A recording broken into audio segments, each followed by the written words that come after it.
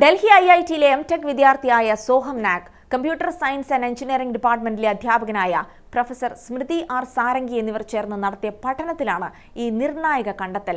ഫോണുകളിലെ GPS ചിപ്പുകൾക്ക് ഉപഭോക്താവിന്റെ ലൊക്കേഷന് പുറമെ ഉപഭോക്താവ് നിൽക്കുന്ന പരിസരത്തിന്റെ സ്വഭാവവും ഉപഭോക്താവ് എന്താണ് ചെയ്യുന്നത് എന്നതുൾപ്പെടെ വെളിപ്പെടുത്താനാകുമെന്നാണ് പഠനത്തിലൂടെ കണ്ടെത്തിയിരിക്കുന്നത്.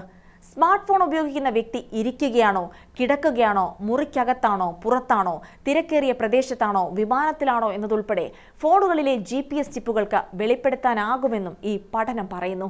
നമ്മുടെ അനുമതിയോടെ തന്നെ സ്മാർട്ട് ഫോണുകളിലെ GPS സ്മാർട്ട് ചിപ്പുകൾ നമ്മുടെ ലൊക്കേഷൻ ശേഖരിക്കുന്നുണ്ട്. ഈ അനുമതിയിലൂടെ തന്നെയാണ് സിഗ്നൽ പവർ ഉൾപ്പെടെയുള്ള 9 ലോ ലെവൽ GPS പാരാമീറ്ററുകൾ ഉപയോഗിച്ച് GPS ചിപ്പുകൾ നമ്മുടെ ചലനങ്ങളെയും ചുറ്റുപാടിനെയും സംബന്ധിച്ച വിവരങ്ങളും ശേഖരിക്കുന്നത്.